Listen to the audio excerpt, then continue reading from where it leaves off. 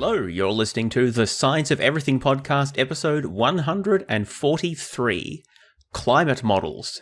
I'm your host, James Fodor. So, in this episode, we are going to talk about modeling the climate, and particularly focusing on the types of climate models that are used to inform our estimates about the magnitude of warming that will occur in response to a particular amount of greenhouse gas emissions. So this episode will build upon the discussion in the previous couple of episodes. In particular, recommended pre-listening is the previous episode, 142, the greenhouse effect, and the previous two episodes, a natural climate change and a history of Earth's climate. Those will provide some of the background relevant to what we're discussing here. And in particular, in those episodes, I introduced the notion of climate sensitivity, which is important to understanding the relevance of what we're discussing today. So in this episode, we're going to talk about the different types of climate models and introduce the primitive equations. I'll explain what those are in a little bit, which form the basis for most climate models. We'll then talk about some of the various climate feedbacks that need to be parameterized for the models, including things like water vapor, the lapse rate, convection, and ice albedo, some of which we've mentioned in previous episodes, but we'll go over those again.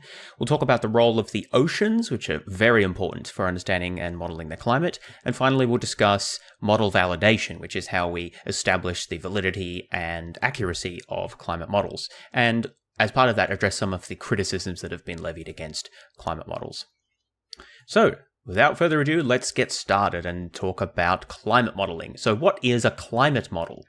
Well, a climate model is a numerical simulation of the Earth's climate system, and it usually attempts to provide quantitative estimates of important aspects of the climate, including things like temperature, wind patterns, rainfall, and so forth. In doing so, it usually attempts to incorporate the major drivers of climate, particularly the atmosphere, but also the oceans and the land surface and ice. Now, there are many different types of climate models, and it sort of depends exactly how you define what counts as a climate model, but I'm just going to go through from least sophisticated or most simplified to most sophisticated and least simplified, briefly some of the different classes or classifications of climate models to help you understand how they relate to each other. So we'll start with what's sometimes called an idealized greenhouse model or a zero-dimensional model. This is a type of climate model that we've already discussed in the previous episode when we talked about the greenhouse effect. It's not really a model of the Earth's climate as a whole, it's really just the model of the greenhouse effect specifically, but it makes a good starting point to understand what we're talking about here. The idealized greenhouse model only considers radiative transfers between discrete layers of atmosphere, and so it's extremely simplified. But even such a simplified model, as we discussed in the previous episode, is sufficient to illustrate the key mechanisms of the greenhouse effect and help us to understand how and why it happens. Now, moving up from the idealized greenhouse model, we get to radiative transfer models. We discussed those in the previous episode as well. So these are kind of a generalization of the idealized greenhouse model, but in this case we use continuous rather than discrete layers of the atmosphere, and we allow for the modeling of multiple different wavelengths of light. So in the idealized model, you just sort of lump all of the light together, or all of the radiation together, and forget about different frequencies and so forth. In radiative transfer models, you now allow for separate wavelengths which have different effects. And that allows you to better model the impact of greenhouse gases, because obviously different greenhouse gases absorb different wavelengths differently. And as we discussed in the previous episode as well. And radiative transfer models allow for a continuous treatment of the atmosphere, which is much more realistic than discrete layers. The next step up from radiative transfer models are radiative convective models, which we also touched on in the previous episode. So these add the effects of convection to radiative transfer models. So idealized and radiative transfer models both only consider radiation, which is what's sort of most directly involved in the greenhouse effect because it's radiation that is absorbed by greenhouse gases. But obviously convection is extremely important in the atmosphere as well, and you need to incorporate that in order to have anything like an accurate representation of what's going on. So radiative convective models couple convection in with the radiation. And this allows temperatures to adjust much more realistically over the vertical dimension in the atmosphere. And they also allow for incorporating the feedback effect of increased water vapor concentrations in the atmosphere, which we mentioned last time, and I'll discuss a bit more later, because convection is one of the major mechanisms of heat transference in the atmosphere, and you need to consider that in in order to make sense of the movement of water vapor in the atmosphere, because it's largely by convection that water vapor moves around in the atmosphere. So radiative convective models are useful for that. And radiative convective models already can do quite a good job in modeling the key components and key feedbacks in the climate system with regard to the greenhouse effect. As we discussed in the previous episode, radiative convective models can give a reasonably accurate estimate of the sensitivity parameter. As we said, it was estimated about 0.5 using radiative convective models, when best estimates are it's maybe 0.8. So even very simplified models, which aren't even full climate models, they're just models of really the greenhouse effect, can do fairly well there. But let's take the next step up then and move to atmospheric general circulation models, or GCMs for short. These are quite a large step up in complexity. Basically, what they involve is taking a radiative convective model, but then adding to it a grid-based discrete modeling of the actual three-dimensional structure of the atmosphere over the surface of the Earth.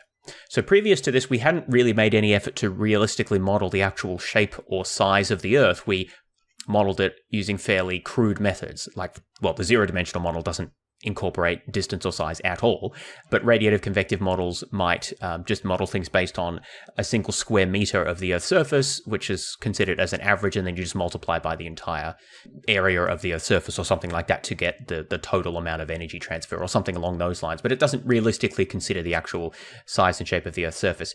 In general circulation models, we will now do that. So what we do is we set up a grid over the entire surface of the Earth and over the entire atmosphere. So a typical model these days will have grid resolutions of between 2, 3, or 4 degrees of latitude or longitude. And so we'll cover the Earth in a grid of about 100 by 100. And they'll typically have maybe 20 vertical layers as well, covering the atmosphere. And the vertical height varies in accordance with the altitude. So it's not constant with height. It depends on how far above ground you are. So the total number of variables that are modeled there are 4 key variables in each grid point. We'll talk about what those are a bit later. Might be about 500,000. And what the model does is it computes all of the key primitive equations. We'll get to those in a moment, but it's like temperature and pressure and stuff like that. It computes the relationship between these key variables in each of these cells for each point in time. And then they integrate these over time so that you can create a trajectory of the value of these variables over time. And then you can tweak the model by introducing perturbations, like you can inject extra greenhouse gases, for example, and see what effect this has on the system. So this is the point of these models, is that they allow you to see what the effect of changes are on the Earth's climate system, holding everything else constant. You can kind of produce these artificial experiments, which you obviously can't do with the real atmosphere. And they help us to understand different things, such as the magnitude of the effects of different perturbations, as well as the time span of how long they take to have their impacts. So as I said, I'll explain in a little bit about exactly what these equations are that are modeled at each of these grid points. But the main innovation of these general circulation models is the grid-like structure over the Earth's atmosphere, and then modeling the key set of equations within each grid and integrating that over time, allowing us to have actual trajectories with a spatial relationship over the surface of the Earth. I should also mention that these models typically incorporate the topological layout of Earth's surface as well. So it will incorporate the effects of mountains and the difference between land and ocean and things like that. And that's something that the radiative convective models don't have. That they don't have a particular notion of the actual shape of the Earth or the spatial layout and things like that. But there are major limitations of these models. So because they only model certain primitive equations directly, many aspects of the Earth's climate system, including frictions of the motions of air with the surface of the Earth, the formation of clouds, ice formation and changes in the ice coverage, and other such factors are not explicitly incorporated, and so they have to be separately parameterized, and I'll discuss that. That's a major aspect of constructing these models, and I'll discuss that in a separate section in a moment. Now, typically these days, the major models that are used for these sorts of simulation are not just atmospheric general circulation models, but they actually couple atmospheric and oceanic general circulation models. Basically, we have this grid-like system of simulating basic equations of fluid dynamics for the atmosphere. We can do the same thing with the ocean, right? In fact, many of the equations are much the same. It's just that the fluid is water instead of air. and the grid-like structure is applied obviously to the ocean basins instead of to the atmosphere. But it's much the same thing otherwise. What we can then do is get our oceanic general circulation model and our atmospheric general circulation model and couple them together. So obviously we need equations as to how energy and water and things are interchanged at the interface between the atmosphere and the ocean, but that will obviously be part of the coupled atmospheric and oceanic general circulation model. This allows for much more accurate modeling of the storage of energy in the oceans, which obviously is extremely important in the climate system. And so you really need these coupled atmospheric and oceanic general circulation models to get a decent picture and accurate simulations of the Earth's climate. Now, there is a step up from coupled atmospheric and oceanic general circulation models, as if that weren't enough of a mouthful. These are sometimes called Earth system models. So these coupled atmospheric and oceanic general circulation models still leave out quite a lot of stuff. In particular, they don't directly simulate the biosphere, so the impact of animal and plant life in particular, or the geosphere. So typically they'll still leave out geochemical interactions, so like weathering and the effects of weathering on take-up or release of carbon into the atmosphere, vegetation responses, so obviously vegetation coverage will change with temperature and rainfall and other things like that. That's not incorporated in the typical coupled GCMs. Changes in soil and soil distribution, that won't be included. Changes in ice cover as well may not be included in the general circulation models because the cryosphere is kind of a bit separate from the oceans.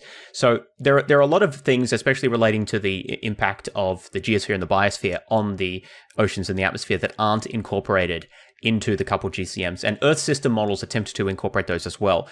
Of course, that makes them even more complicated and have even more things that you have to parameterize. So I'm not going to talk about them too much more here. I just wanted to mention them for completeness. So to summarize then, in terms of what we're talking about when we talk about climate modeling, most people are referring to these big coupled atmospheric and oceanic general circulation models, which divide the atmosphere and the oceans up into a series of fairly large grids with cells connected to each other. In each of these cells, we simulate a bunch of equations relating to fluid dynamics and energy transfers, and then integrate the values of the variables over time to get a trajectory of energy flows, as well as transfer of water, vapor, and air currents and other things in the atmosphere and the oceans over time. Let's now turn to talking about exactly what are these equations that are simulated in all of the separate grid cells. What are they, where do they come from, and why are they important? And then after we discuss that, we'll talk about some of the things that aren't incorporated into these primitive equations, which are the so-called parameterized feedbacks, which have to be added kind of separately. Okay, so these primitive equations are sets of nonlinear partial differential equations that are used to approximate the flow of energy within the atmosphere as well as the ocean. So basically, they describe the motion of fluids. These equations are also much the same as the equations that are used to model the weather as well. In fact, general circulation models are used for weather prediction as well as for climate modeling, with just some tweaks for their particular purpose. But we'll discuss that in a bit more later. So what are these equations specifically? Essentially, it boils down to 6 core equations. So there are 4 conservation equations that describe the conservation of 4 different key components of the climate system. So this is conservation of momentum, conservation of energy, conservation of mass, and conservation of water. You might wonder how the last 2 are different. By conservation of mass, what I'm referring to is conservation of the mass of air molecules, essentially, whereas water is treated separately because it's a sort of quite a different substance, obviously, compared to oxygen and nitrogen, which makes up most of the atmosphere. So we've got 4 conservation equations. We then have an equation of state. So an equation of state essentially describes the relationship between key variables in the climate system, particularly pressure, volume, and temperature. So for those who know PV equals nRT as the ideal gas equation, well, that will be making an appearance here. So that's effectively the equation of state. The final equation is called the hydrostatic equation, and this represents an assumption about how pressure behaves in the atmosphere, and basically relates to the fact that Earth has a gravitational pull which pulls the atmosphere towards it, and therefore results in a pressure gradient with higher pressure closer to the surface and lower pressure the higher up you go. So the hydrostatic equation relates to that phenomenon and expresses a particular assumption about the way that the atmosphere is structured. So these are the 6 key equations we need for simulating the atmosphere. We'll also have a similar set of equations in simulating the oceans, but here I'm going to focus on the atmosphere. So let's talk a bit about these 6 equations in more detail. So let's start with the 4 conservation equations. The first of which is the Navier-Stokes equations, and these embody the conservation of momentum. Now, obviously I'm not going to talk through all of the symbols and the precise mathematical formalisms of the equations, interesting though as that is, but I will give you a general sense of what the equations are actually saying and what we can do by sort of simulating them. So what the Navier-Stokes equations state, and the Navier-Stokes equations are quite general in fluid dynamics, and here we're concerned with a specific form of them that's relevant to the atmosphere. But the Navier-Stokes equations basically state that the acceleration of a parcel of air in the atmosphere is equal to the sum of 3 different forces that act on that parcel of air, namely the Coriolis force, so that's the force due to the rotation of the Earth, the pressure gradient force, and the gravitational force. Now, it might seem like I just double counted gravity there, but remember there's 2 different effects here. There's the direct effect of the gravity force pulling a parcel of air down, and then there's the effect of the pressure gradient on that parcel of air. The pressure gradient is not only caused by the gravitational force, the vertical pressure gradient is caused by the gravitational force, but there can be other pressure gradients as well. I mean, we know that, right? Because air moves about the atmosphere in the form of wind, and wind is generated by differences in pressure. So just bear in mind that air pressure can vary because of different reasons, and the gravitational force is one of those reasons which generates the vertical pressure gradient, but there can be horizontal pressure gradients as well. And so in this case, we're predominantly talking about horizontal pressure gradients, but there can be vertical pressure gradients as well that will have an effect on the vertical motion of air. So anyway, to repeat, the Navier-Stokes equations essentially says that the acceleration on a parcel of air is equal to the sum of the 3 key forces that act on that parcel of air, and those are the Coriolis force, the pressure gradient force, and the gravitational force. And that should make good sense, right? Because those are the 3 key forces that act on air as it's moving about in the atmosphere. Now, one thing you might be wondering is why we see the Coriolis force here, because you may know from previous episodes that I've done, or from otherwise, that the Coriolis force is not a real force. It's an apparent force caused by the rotation of the Earth, which leads to deflection of large bodies of air as they move across the surface of the Earth due to its rotation. And that gives rise to the swirling, to the circular motion of hurricanes and so forth.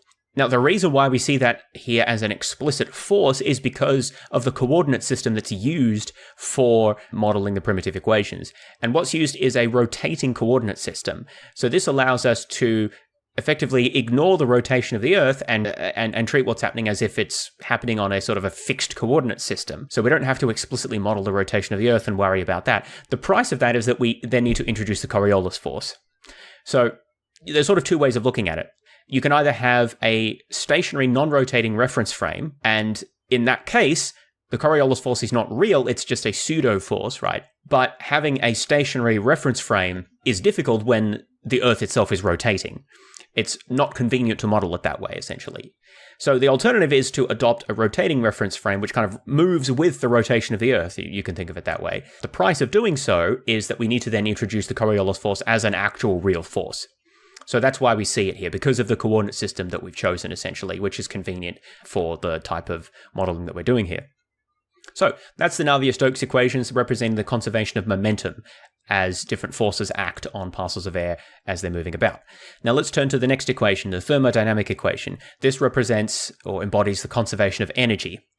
So essentially what this equation states is that the change in the internal energy of a parcel of air is equal to the work done on that parcel of air by the pressure force, plus the work done by gravity, plus heat transfer from various sources. Now these sources of heat transfer will include radiation, conduction, and evaporation. Note that we don't see the Coriolis force here because it's a rotational force, and therefore it cannot do work. Work can only be done by forces that act in the direction of motion. The Coriolis force is a rotational force only. It doesn't act in the direction of motion, so we don't see it in the thermodynamic equation. So you'll see that there's sort of similarities between the Navier-Stokes and thermodynamic equations because momentum and energy are closely related to each other. Just as in the Navier-Stokes equations, we saw the roles of the Coriolis, pressure gradient, and gravitational forces. Here, likewise, we see the effects of the pressure force and gravity. We don't see the Coriolis force because it cannot do work. And the extra term that we see in the thermodynamic equation is heat transfer. Heat transfer does not appear in the Navier-Stokes equation because it doesn't transfer momentum, it just transfers energy. So this equation essentially represents all the ways that energy is transferred to an energy parcel in the atmosphere, by pressure, by gravity, and by heat transfer. So we've discussed Navier-Stokes for momentum and thermodynamic for energy. Now we discuss the continuity equation, which embodies conservation of mass. This one's fairly simple. The continuity equation states that the rate at which air velocity exits a region is equal to the rate of change of density in that region. So basically the way to think about this is, if on balance air is moving out of a region, that means that there is a change in the density of that region. Those are kind of two ways of saying the same thing, assuming there's conservation of mass. Now, if there is not conservation of mass, then you could have air moving out, but the density not changing. Well, that would imply that air molecules are either disappearing or appearing from thin air, which obviously would violate the conservation of mass. And so it kind of makes sense that we would write down an equation saying that, well, if there's air coming out of a region, that means the density of that region is going down, like on net, or vice versa. If there's air going into a region, then the density goes up. So that's sort of a very sensible way of enforcing the conservation of mass. And specifically, we're talking about conservation of air mass here. In these simulations, by the way, we're kind of ignoring the actual composition of the atmosphere. We're just treating it as a uniform fluid, which is appropriate for the level of granularity we require here. Now, I mentioned that there's a similar conservation equation for water. So this will look much like the continuity equation, but we will have to add an extra term to deal with evaporation and condensation, because the continuity equation that we just mentioned for air does not hold for water, precisely because water can fall out of the atmosphere due to condensation or be added because of evaporation. So those special terms will need to be included in the version of the water continuity equation. So we've now discussed our 4 conservation equations for momentum, energy, mass, and water. Now let's turn to the equation of state. So the equation of state links different key thermodynamic variables. It may not have been obvious because of the way that I introduced these 4 conservation equations, particularly the first 3 that relate to the air directly. But each of these equations sort of has a corresponding thermodynamic variable that it's most directly related to. I mean, the thermodynamic variables relate to all of them, but you can think of it as sort of one each relates to one of the equations. So the conservation of momentum relates to the thermodynamic variable of pressure, because pressure and momentum are very closely related. Essentially, pressure is imparted by molecules hitting a surface, and that also imparts momentum. So they're directly related to forces, and so you can sort of see how they're connected there. So that's the relevant variable there, momentum. We then have energy, which is related to the thermodynamic variable of temperature, the temperature within a volume of air being directly related to its internal energy. And the final thermodynamic variable is density, which is directly related to mass, so the amount of air in a given volume. So these 3 thermodynamic variables, momentum, temperature, and density, are related to each other through the equation of state. So they appear in the conservation equations, but they also appear in the equation of state, which says how they relate to each other. And the equation of state is the ideal gas law, PV equals nRT. Or in this case, we're going to replace V and N with the density. If you think about it, the density is just the volume divided by the number of particles in it. So N and V can kind of be replaced with the density. And the form of the ideal gas law that's used here basically just says that the pressure of the air is proportional to the density of the air times the temperature. And hopefully that makes intuitive sense, right? Basically what it's saying is that if we put a bunch of gas in a box, the pressure exerted by the gas on the sides of the box is going to be proportional to the amount of gas that we put in the box multiplied by the temperature of the gas. And the temperature is directly related to the kinetic energy of the gas molecules. So basically, in order to increase the pressure, you can either add more gas in the box, or you can make the gas move faster so that each molecule strikes the sides of the box more often and with a higher force. And that's basically what temperature measures. So hopefully the ideal gas law, the equation of state, is sort of intuitive as to why it's there. It describes the relationship of these variables to each other. The final equation, which I already mentioned, is the hydrostatic equation. So this embodies an assumption of vertical stasis, which means essentially that there is limited vertical motion of air in the atmosphere. Obviously, there is vertical motion of air. That's largely due to convection. And convection largely is not incorporated in the primitive equations. It needs to be modeled, it needs to be parameterized separately. So I'll discuss that in a moment. But the hydrostatic equation effectively embodies the assumption that there is limited vertical motion of air, at least in this set of primitive equations. And what it states is that, specifically, is that the rate of change of pressure with respect to altitude is dependent upon the density of air and the gravitational constant. I sort of explained this before, that the hydrostatic equation represents the fact that there is a vertical pressure gradient in the atmosphere caused by the gravity of Earth. So that the Earth's gravitational field is pulling the atmosphere down, and that means that the closer you are to the surface of the Earth, the more dense the atmosphere will be. And so there's a pressure gradient as you move further away from the surface of the Earth, you move higher up, the pressure will decrease in direct proportion to how far you've moved up. So there's a proportional decrease in pressure with altitude relating directly to the lower density of the air as you move upwards away from the surface of the Earth, and that's directly determined by the gravitational pull of the Earth. Now, as I said, that hydrostatic equation represents an assumption of limited vertical motion of air. That is obviously not true because we know that there is convection and cloud formation, which is largely what drives vertical motion of air on the Earth's surface. And so that should be a kind of a warning that these primitive equations do not incorporate convection. That will need to be a separately parameterized element.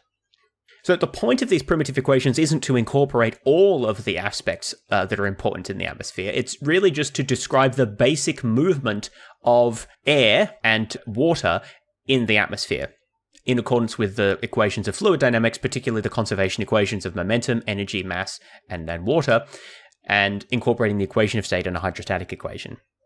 There is much more to the atmosphere, but those need to be modeled separately because basically we don't have simple equations that are derivable from basic physics that can describe these phenomena. The primitive equations can be described using fairly simple physics equations derivable from the very basic behavior of fluids and transfer of energy and such. And so we can model them using the primitive equations in each of the grid cells and integrate them over time. There are other aspects, but those will need to be modeled in different ways. So let's turn to that, right? We've talked about the primitive equations, which form the sort of mathematical core, if you like, of the general circulation models. But let's talk now about the parameterized feedbacks, or the additional elements to the model which are not incorporated in the primitive equations. Now, I'm sort of putting parameterization and feedbacks in the same category. Technically, this isn't quite true. So, for example, radiation needs to be modeled as a parameterized component. It's not part of the primitive equations, but radiation isn't really a feedback. Likewise, surface friction. I'll make that distinction clearer in a little bit, but most of the parameterizations are feedback mechanisms, so it makes sense to talk about them together.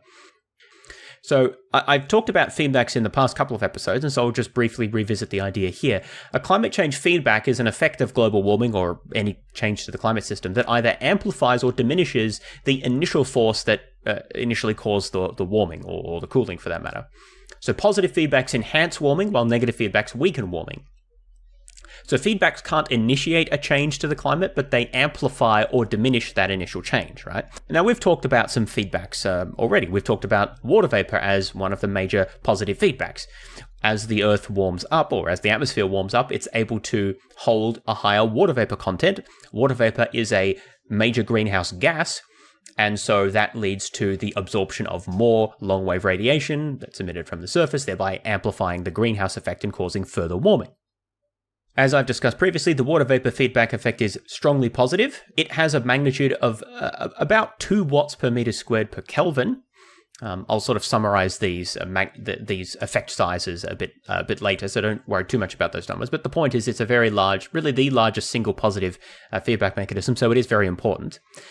However, water vapor feedback does not directly need to be parameterized in global circulation models, because if you have a coupled ocean-atmosphere global circulation model, then the movement of water and the holding of water in the atmosphere will be modeled by those basic equations.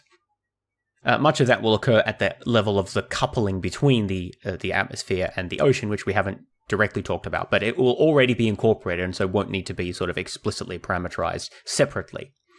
But it is certainly important to ensure that you have that coupling between the ocean and the land surface as well, but a lot of evaporation occurs over the ocean, so that you can have this water vapor effect properly incorporated into the model.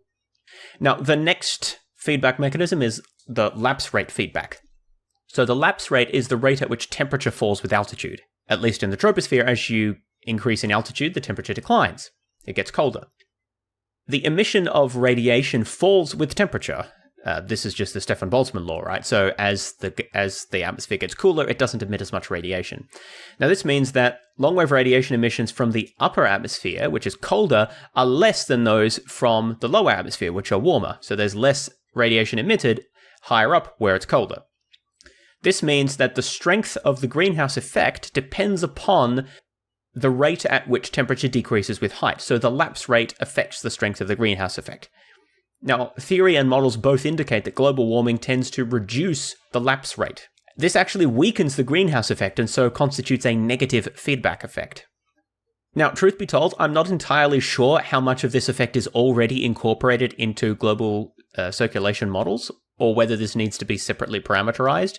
I would suspect that much of the effect of the weakened lapse rate would already be incorporated as part of the global circulation models, but I'm not 100% sure about that. Regardless, the lapse rate feedback is expected to be not enormous, but still sizable and a negative effect, so about minus 0.5 watts per meter squared per Kelvin, so about a third to a quarter of the size of the water vapor feedback effect. So it's important to incorporate as well. The next feedback effect is convection. I've sort of discussed this briefly before, and also cloud formation, convection being very directly related to cloud formation. So the flows of air, particularly horizontal airflows, are modeled by the primitive equations. A lot of the important convection behavior, so particularly vertical motion, occurs at a very fine resolution and at a much smaller spatial scale than can be modeled by the grid cells in the models. So the types of airflow that are modeled in the grid cells occur at tens to hundreds of kilometers, whereas convection is much more localized than that typically. So convection and cloud formation need to be explicitly parameterized. That behavior doesn't arise in the models by itself. Now, this is important. Obviously, we need to model convection to model accurately the vertical transfer of energy in the atmosphere. Cloud formation is also important because clouds effectively add to the greenhouse effect by trapping in infrared radiation, emitting it back to the surface. So they amplify the greenhouse effect. On the other hand, clouds are also quite light. They reflect sunlight back to space, and so they exert a cooling effect. So it's unclear as to exactly what the net balance will be between the warming and the cooling effect of clouds. And also, it's difficult to model as to how much change in cloud cover there will be as a result of warming of the atmosphere. So cloud formation and convection is a very complex and more uncertain component of these climate models. Best estimates are that clouds contribute an overall positive feedback effect of about 0.5 watts per meter squared per Kelvin. So about the same magnitude of the lapse rate, but in the opposite direction. The next feedback effect that I want to discuss is the ice albedo effect. So ice is not incorporated in the primitive equations of the general atmospheric circulation models that we've just discussed. But obviously it's important because, first of all, it's a mechanism of heat transfer in the Earth system as ice melts, and obviously as ice melts, it absorbs energy, right? And so that's important. But also, melting of ice reduces the ice cover of the Earth's surface, which reduces the albedo of the Earth, making it less reflective, meaning that the Earth absorbs more solar radiation. That's going to then contribute to a positive feedback effect. The effect is different in the different hemispheres, so loss of Arctic sea ice results in a very rapid warming of the Arctic, while Antarctica's thick continental ice sheet doesn't readily melt, and so it's tended to maintain a much cooler temperature around the Antarctic, which hasn't warmed as much as the Arctic has, so there are some regional effects there. But overall, the loss of ice due to warming contributes a fairly large positive feedback effect. The magnitude is estimated to be about 0.4 watts per meter squared per Kelvin, so slightly less than the effect of clouds and convection. So these are some of the major feedback effects that need to be parameterized in the global circulation atmospheric models. In addition, there are other things that need to be parameterized as well that are not feedback effects as such, but they're still important for accurately characterizing the behavior of the atmosphere. So I mentioned a couple of these before. I'll just go through them briefly in a bit more detail. So surface friction is also important. Surface friction is not directly modeled in the primitive equations, but is important with the motion of air close to the Earth's surface, there's a friction that affects those motions. Also, other types of atmospheric turbulence, which is a bit more complicated than is typically incorporated into the primitive equations, those also need to be added as parameterized effects. I mentioned that radiation is not incorporated into the primitive equations because those only really describe fluid motions around the atmosphere and the ocean, so radiation is neglected. So we need to use the radiative transfer equations, which are kind of a separate class of climate models, if you like, but we can incorporate them as part of, alongside the primitive equations in the global circulation models. So we use those radiative transfer models to model the transfer of energy to the surface of the Earth, and then also from the surface of the Earth back to the atmosphere. I've already discussed those in more detail in modeling the greenhouse effect, so I won't go over those again here. But remember that we still need those radiative transfer equations. It's just that then we incorporate them alongside the grid-wise set of fluid dynamics equations to describe how energy and momentum is transferred across the atmosphere and also in the oceans. There are many other aspects of the Earth's climate system and also oceanic circulations and currents which need to be parameterized, and I won't discuss all of them here. The important point, though, is that this parameterization process is rather difficult because it's not based on fundamental physical laws in the way that the primitive equations are, and so they're more subject to different modeling assumptions and disputes about the exact right way and the exact magnitudes and so forth of these different parameterizations. The biggest source of uncertainty that I'm aware of are those relating to the correct way to model convection and cloud formation, and also modeling ice albedo. Those are subject to high levels of uncertainty. That being said, when we add up all of these effects of the different feedbacks and the parameterizations, we end up with a net climate feedback effect of approximately +2 watts per meter squared per Kelvin.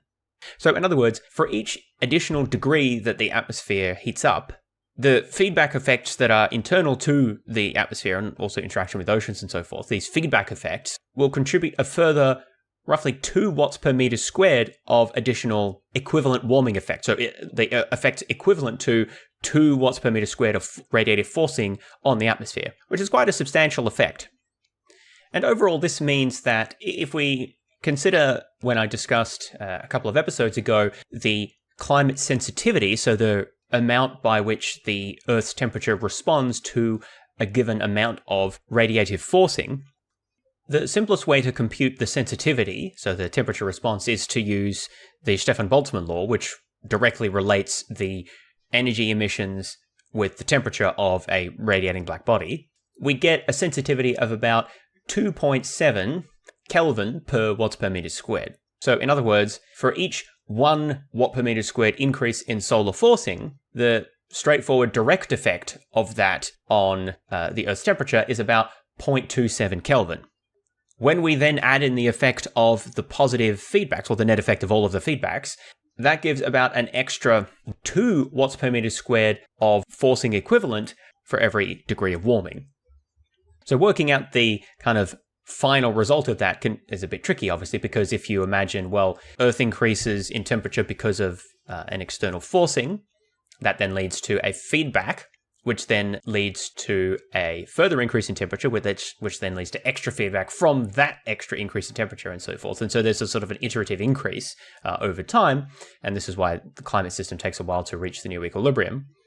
But if you work through the maths, the total of these climate feedbacks, the net effect of these feedback mechanisms, is to increase the estimated equilibrium climate sensitivity from about 0.27 to about 0.8. So that's an increase of roughly 3 times. So the net effect of all of these feedback effects on the Earth's climate is to mean that it's about 3 times as sensitive to to radiative forcings as it otherwise would be. And so that is quite a large effect overall, to increase the sensitivity by about a factor of 3 relative to what it would be without any of these feedbacks. So that's what the combination of these feedbacks is for the climate system. And that estimate is still fairly uncertain, but we have a reasonable idea about what it is approximately. And obviously that's why it's important to incorporate these feedback effects into the general circulation models, because otherwise we'll get quite inaccurate results. This concept then leads us on to the notion of impulse response modeling. And this is one of the very useful things that we can do with a climate model once we've set up the primitive equations and parameterized everything and run the model and so forth, is that we can see what the trajectory is of various parameters of interest, often temperature, in response to different types of forcings or perturbations in the model. This is what's called impulse response modeling. So you introduce an impulse, which basically is a sudden injection of something into the model or a sudden change in the model. It could be a sudden injection of CO2, or it could be a sudden increase in solar radiation, or a sudden increase in particulate matter in the atmosphere, like from a volcanic eruption. Anything like this could be an impulse, right? And then you see what the response of the model is to that as you run it for a certain period of time. Because the response won't be instant because of these different feedback effects and the interactions between the ocean and the atmosphere and everything like that. It takes time for the effects to be manifest and for the equilibrium to be reached. One of the questions we would like to answer is, what will the effect of all of our greenhouse gas emissions be on, say, atmospheric temperature at different points in time? And how long will it take for temperatures to increase? How long will it take for the carbon dioxide to come out of the atmosphere? And so forth. And impulse response modeling can be very useful for that.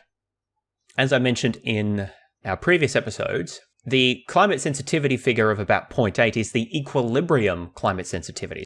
So that represents the sensitivity of Earth's temperature to a radiative forcing after equilibrium has been reached, which can often take decades or even centuries, right? So, for example, in this case, what it would mean is if we increase the carbon dioxide concentration of the atmosphere from 300 to 400 parts per million, what will the effect be on the Earth's temperature after equilibrium has been reached in, I don't know, several hundred years or longer? That's what the equilibrium sensitivity will tell you.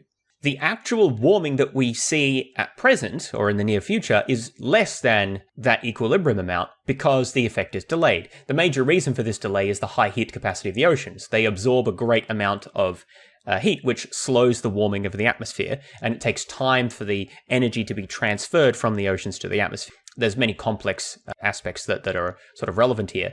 But the key point to understand is that the equilibrium response will be different to the response over a much shorter time horizon. We have a mechanism for describing this, which is the transient climate sensitivity. And that is defined as the change in the global mean surface temperature averaged over a 20-year period at the time of carbon dioxide doubling. So basically, how much does the temperature change in response to a doubling of carbon dioxide over a 20-year period within the time those emissions occurred? So it's estimated to be about half of the equilibrium effect. A sensitivity of about 0.4 compared to 0.8 for the whole equilibrium effect. The biggest reason for the differences here is that the transient climate sensitivity is related to the thermal timescale of the shallow ocean. So over a shorter time horizon, the atmosphere exchanges energy with only the most upper part of the ocean, like predominantly, because it takes much longer for vertical transfer of energy to deeper parts of the ocean. So those deeper parts of the oceans have a much longer time scale of interacting with the atmosphere. And it's this longer time scale of interaction with the deep ocean that determines the equilibrium sensitivity. So basically, transient climate sensitivity relates to the thermal scale of shallow ocean, but equilibrium to the time scale of the deep ocean, which is much longer. So that's why there's this difference of about a 0.8 for the sensitivity of the equilibrium sensitivity of the atmosphere, but only about a 0.4 when we talk about the transient sensitivity. Now, this discussion of the shorter term and longer term effects can get a bit confusing because there's a couple of things going on at the same time. So the climate models that we've been discussing can help us to conduct these impulse response simulations of the effect of introducing, say, a doubling of carbon dioxide concentration in the atmosphere. That will help us to show how the temperature will change over time, for example. But there's another set of processes that are happening which are largely outside the purview of the general circulation models, or at least the simpler versions of them. And these relate to the movement of carbon dioxide between the atmosphere and the oceans. So these can be parameterized as well. It's just not something that we've discussed, but it is a separate process to modeling the change of temperature in the atmosphere. Separately, you can also model what happens to the CO2 once it's introduced into the atmosphere. And this is where the oceans are also important. The oceans both absorb energy. They're absorbing currently a lot of the extra energy that is retained because of the increased greenhouse gas concentrations in the atmosphere. So much of that is being absorbed by the oceans and not the atmosphere. In addition, the ocean is also absorbing CO2 directly. So the ocean absorbs energy and it absorbs carbon dioxide. They're separate processes. In fact, only about 40% of annual human greenhouse gas emissions are absorbed by the atmosphere or are released into the atmosphere and stay in the atmosphere. About 30% are absorbed by plants and soils, and about another 30% are absorbed by the oceans. So much of the greenhouse gases we're emitting into the atmosphere don't actually stay there, even in the short term. They're absorbed by either plants, soils, or the oceans. Now, in the short term, as I mentioned, there's only significant interaction with the upper region of the ocean, the shallow ocean. And it only has a certain amount of capacity for carbon dioxide. There's only a certain amount that it can absorb in a certain unit of time. Over a period of centuries, however, the deep oceans will eventually absorb most of the added carbon dioxide that we've put into the atmosphere. So over a period of years to decades, only the top parts of the ocean will absorb much CO2. And that's what's been happening as we've continued to emit greenhouse gases into the atmosphere. CO2 has been gradually absorbed, but mostly into only the upper parts of the ocean. Over many centuries, the deeper parts of the ocean will gradually absorb most of the added CO2, which will then be removed from the atmosphere. It's estimated that after CO2 is released into the atmosphere, about 60% of it is removed after about a century, mostly by interaction with the oceans. However, even after about 1,000 years, only about 80% of it's been removed, meaning that 20% of it is still there in the atmosphere. So it's important to understand the scale of the ocean's importance with regard to both temperature directly as well as carbon dioxide concentrations. The ocean is absorbing about a third of carbon dioxide emissions, plus it's absorbing the large majority of the excess thermal energy resulting from global heating. By some estimates, I've seen about 90% of all of the extra energy is absorbed into the ocean. Only a small percentage is actually contributing directly to heating up the atmosphere. So you better be thankful for the ocean, because if it wasn't for the ocean, the atmosphere would be dramatically hotter than it was now. Of course, if the ocean didn't exist, then probably life would have never formed in the first place, but that's a separate question. And that reminds us of why it's so important to consider coupling of the general circulation models of the atmosphere and the oceans, because of the important role of the oceans in absorbing CO2 and absorbing energy, and also interactions of, obviously, evaporation of water from the oceans into the atmosphere. So let's conclude this episode by talking a bit about the validation of climate models. So we've talked about how they're constructed, and we've talked about one of the things they can be used for, which is impulse response modeling, and that's quite useful in looking at the trajectories of climate change over time.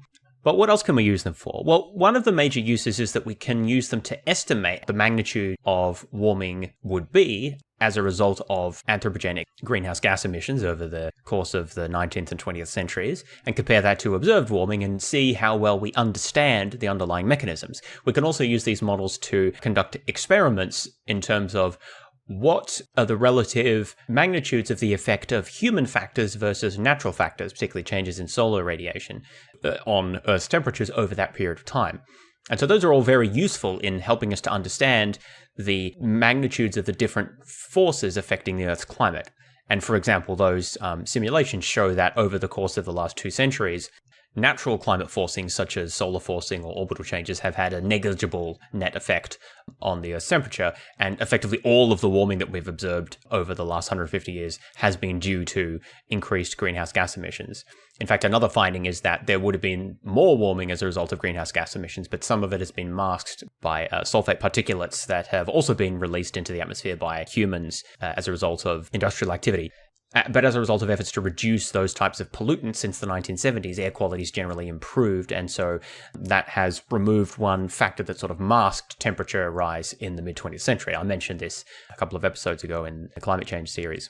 So climate models have been very useful and have helped us to understand the magnitudes of the different effects on the climate, and really illustrate that all of the effects, or almost all of the effects on temperature that we've seen in the past 2 centuries are the result of human activity, and the magnitude of the temperature rise that we've seen is roughly consistent with what we'd expect from modeling. But in order to be confident in these findings, we need to be sure that these models accurately model what they're supposed to, that they deliver qualitatively and quantitatively accurate outputs. And this is what model validation is for. Now, model validation can be done in a number of different ways. One argument in favor of the models is that the primitive equations they use are derived from basic physics and really aren't subject to any dispute. The main source of dispute or potential concern with the models would be the parameterizations, and of those relating to cloud formation and ice formation or ice melting are some of those that have greater uncertainties. There's also certain uncertainties relating to certain ocean currents and other aspects that we haven't really discussed here. Another general source of model validation is that the same set of equations and general approaches used for weather prediction. Weather forecasting has become substantially more accurate every decade since World War II. It may not seem like the weatherman often knows what's going to happen very accurately, but in fact, we're actually quite good at predicting weather. Weather forecasts out to certainly 1 week are quite accurate these days, and we're even able to get reasonable better than chance estimates up to, I think, about 2 or 3 weeks out. So that provides some additional basis for trust in the climate models, which use fundamentally the same setup as the weather forecasting models. We can also validate the models by comparing past predictions that they've made with the actual subsequent trajectory of temperature increase. One systematic review that I looked at, which is one of the best that I was able to find just from a couple of years ago, looked at 17 different predictions that have been actually published predictions from these global circulation models over the past 30 or 40 years. I think the earliest prediction was made in about 1970. So these are all looking at actual predictions, not retrodictions after the fact of what the trajectory of temperatures will be. This is actually, they made a prediction about what would happen in the future, and we're then looking backwards and seeing how accurate was that prediction. Now, one of the difficulties in predicting the future temperature trajectories is that you don't know at the time you make the prediction what the forcings will be, because you don't know what greenhouse gas emissions will look like 10, 20, 30, 40 years in the future. Of course, you can make an estimate, but you might be wrong on that front. But being wrong about the greenhouse gas emissions doesn't count against the climate model, because that's not part of the climate model, right? That's a completely separate fact. That's just the magnitude of the forcings. So what this study did is actually factored out that component by using the estimated sensitivity of the models to provide a standardized measure of the response of the Earth's climate to a doubling of CO2, and then comparing that estimate to what we've actually measured over the past 40 or 50 years or so, depending on when the estimate was made. So basically, this study allows us to compare different estimates, even though different estimates were made at times when we weren't sure what greenhouse gas emissions would look like, and therefore that's an additional source of error that we don't really want to muddy the results here. So the short-term response, short-term being over a period of about 20 years or so, of doubling greenhouse gas emissions is measured to be slightly less than 2 degrees. There's an uncertainty measure around that which is fairly broad. The uncertainty range is somewhere between 1 and 2.5, with the mean estimate being a bit less than 2. The predicted responses for the 17 different projections varied as well, the lowest being about a transient response of 1 degree and the highest being about 3 degrees. But most of the estimates clustered in the range of between 1.5 to 2.5 degrees. And nearly all of them fell within the margin of error of the actual measured short-term sensitivity. 14 of the 17 models were consistent with the observation, meaning that for 14 of the 17 models, their predictions fell within the margin of error of the measured climate sensitivity. Of the 3 that fell outside of the margins of error of the measured sensitivity, 2 showed a higher implied sensitivity compared to observations, and 1 showed a lower. So there was no systematic trend. I mean, not that you could really observe that with just 3, but the point is 2 were above and 1 below. So not really a trend either way. So on balance, the paper concluded, and I agree with its conclusions, that the climate models were quite accurate. And it's especially impressive because some of these predictions were made, in the early 1970s, when the models were far cruder than they are today. And our knowledge of climate change as a whole was more primitive, and computing infrastructure was also much more primitive. So these models should be expected to be significantly worse than those that we have today. But even then, they made fairly accurate predictions of the transient climate response to a doubling of CO2. And in particular, there's also no indication that the models either systematically overestimate or underestimate the degree of warming. There is variation, of course, so there's a degree of uncertainty, but on average, the models appear to have got it about right. Now, I should comment on the fact that there have been, over the years, certain misleading plots or graphs that have been shared online, which purport to show that climate models dramatically overestimate the warming in recent decades. These plots purport to show that, on average, models predict much more warming than we've actually observed. So one of them that I have here purports to show that since the mid-1970s, so let's say in the past 40 years or so, the plot was made around 2015. So in the past 40 years to when the plot was produced, observed warming, and this was derived from satellite data, we'll talk about that in a moment, observed warming was about 1/3 of a degree in that period of time, whereas the predicted warming from these climate models was about 3 times that, so about 0.8 degrees. There's a few different versions of these graphs. Obviously, this is just the specific one that I'm looking at, but they're usually fairly similar. They show that the observed warming is much less than that predicted by these climate models or some of the major climate models. There are a few things to say about these plots, but I mean, basically, they're deeply misleading. Most of these plots use satellite data, in particular, satellite data that has not been corrected for the warming effect of the stratosphere. We talked about satellite data way back in the first episode in this series on historical climatology. The important thing is that satellite data only dates back to the 1970s, and it's actually quite difficult to construct an accurate temperature reconstruction using satellite data because satellites don't directly measure the temperature. They measure radiative transfers, which then you need to convert to a temperature measure by using a whole bunch of complicated statistical methods and a whole bunch of adjustments. And early series, even those not too long ago, were still not properly correcting for the fact that the stratosphere is cooling, and it's known and expected that the stratosphere will cool down. I discussed that in the previous episode on the greenhouse effect. But because of the way that the satellite measurements were taken, there was improper correction for this fact. So there were, the attempt is to measure atmospheric temperature in the lower troposphere, or at least the mid-troposphere, but these measurements weren't properly correcting for the fact that some of their data was coming from the stratosphere, which was cooling, thereby leading to an underestimate of the warming in the lower or mid-troposphere. And that has been a long-standing issue with these satellite estimates. It's only in fairly recent last 5 or 10 years or so, I think, that the series have really been properly corrected for this. There's a series of papers that demonstrated that this effect was an issue, and that it's recently been corrected for in the most recent versions of this series. So some of these plots use these older uncorrected estimates of the warming trend. So effectively the plots show an artificially low amount of warming because of this improper correction. Another paper that I looked at, which really illustrates this point very well, shows that without using this correction method, you have about a 3-to-1 ratio between the observed warming of the satellite data and the predicted warming of the models. But when you make this correction, the ratio goes from about 3-to-1 to about 1.5-to-1. So in other words, instead of the climate models allegedly overestimating warming by a factor of 3, that factor goes down to about 1.5. So warming is still greater in these models compared to the satellite data after this correction is made, but the effect is much, much smaller. It's about half as much as initially stated. The other thing to note is that often what these plots will do is they'll take a range of different climate models or runs of a climate model, because you don't just run them once, you run them a bunch of times under slightly different conditions, slightly different assumptions, and what you should do is you take the average and show the margin of uncertainty, because as I discussed previously with the paper that looked at the 17 different past projections, there's a fairly large range of uncertainty when it comes to both empirical measures of the climate sensitivity but also predictions from the models, right? So you should ideally show that margin of error when showing predictions of models. But often what these misleading graphs will do, they'll only show either the topmost, like the model runs that show the greatest amount of heating, or they may show the average. But even the average is misleading because it doesn't show the uncertainty, and often will be, if it's the mean, maybe biased upwards by certain very high runs. So really you want to show the range of uncertainty and not just the average, or certainly not just the top.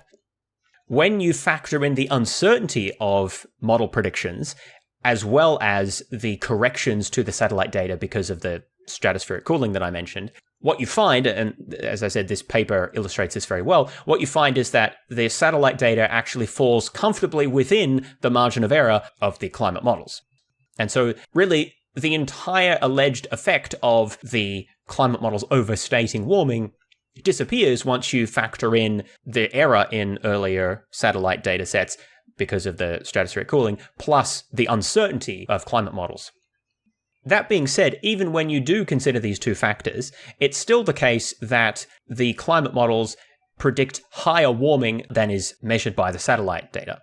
However, even after correcting for the stratospheric cooling issue, there are still issues about how reliable the satellite data are. I discussed these earlier when we talked about the last 200 years and the satellite data controversy. Essentially, it's very difficult to construct accurate satellite data reconstructions, and many climate scientists are of the opinion that satellite data still somewhat underestimate the warming on the surface, and that the data collected from the surface is potentially more reliable. There's issues of, for example, completeness of the coverage of the satellite data, and it's important to have an accurate representation of the entire surface of the Earth when making these average surface calculations. Another issue is that there are different series of satellite data. There's 3 main series that I'm aware of. I won't give their names because they're pretty meaningless, but the point is that they're constructed by different groups using different statistical methods. As far as I understand, the raw data that they use is all the same. It's all derived from this, like the same set of satellites. It's just that they make different statistical assumptions. And there's one group in particular that produces abnormally low estimates of warming. So one has to be careful that the data one is seeing is not from this particular series, a dataset series that shows unusually low amounts of warming, because that particular satellite series is, well, it's inconsistent with the other 2 sets of satellite data, but it's also inconsistent with surface temperature data. And to be honest, I don't find it very trustworthy myself. I'm a bit suspicious of all of the satellite data.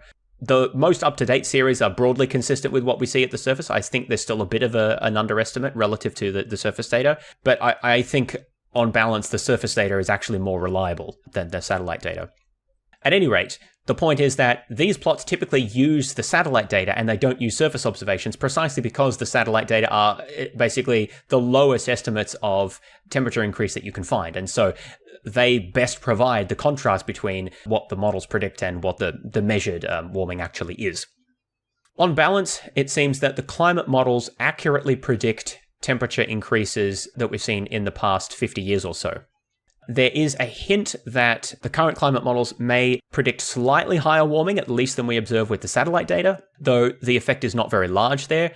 From the paper that I mentioned, the 2 satellite series that predicted the higher amount of warming, and I think that are more realistic, estimate trends of about 0.2 degrees Celsius per decade, compared to the model average, which was about 0.3 degrees Celsius per decade, though bearing in mind that the very large margin of error encompassed the 0.2. So there is a difference on average, which is still a question as to why, but there was no sort of statistically significant difference if you want to think of it that way.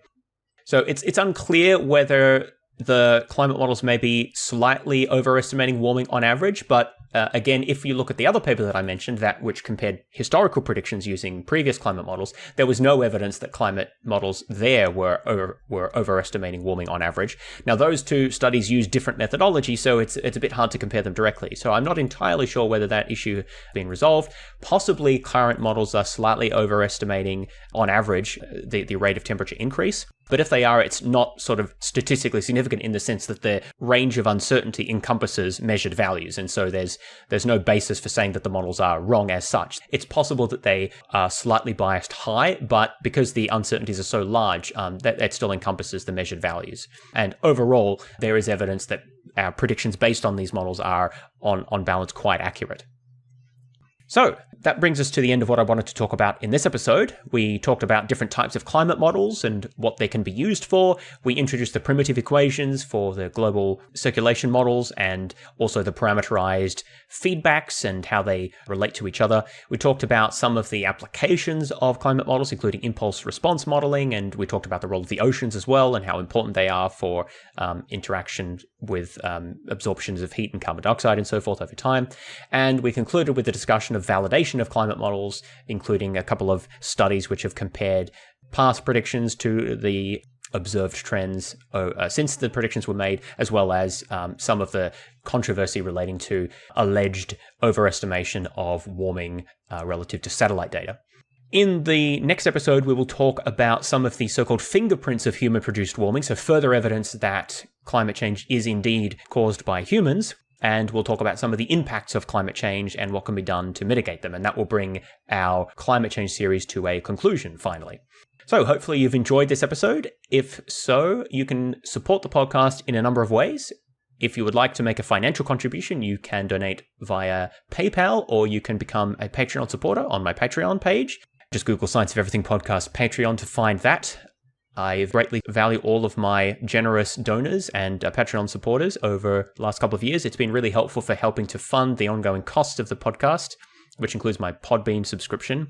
But also more recently, I have been using funds to pay editors who have been producing YouTube versions of past podcast episodes, which add visuals to accompany the existing audio. And those are now being released to YouTube at the rate of 1 per week. And we've got enough of a archive of episodes there to do that for a couple of years, so I'm hoping to maintain that. So if you'd like to support those efforts, you can make a financial contribution, and the funds will be used pretty directly for that purpose. And I'm really thankful to my editors, to all of their hard work to get this project off the ground. Another way you can support the podcast is by leaving a favorable review on iTunes or Spotify or the aggregator of your choice. A great way to support the podcast is also to go to the podcast YouTube channel. So there's only a few episodes up at the moment, although if you're listening to this, sometime in the future, hopefully there'll be many more episodes up. But if you'd like to subscribe or like any of those videos for episodes that you may have seen in the past or would like to rewatch again, that will really help to grow the channel and bring the podcast to a new audience. You can also contact me via email if you'd like to make suggestions or ask a question or just offer general feedback. I always love to hear from my listeners. My email address is fods12@gmail.com. That's FODS12@gmail.com. So that's all from me for now. Thanks very much for listening. I'll talk to you next time.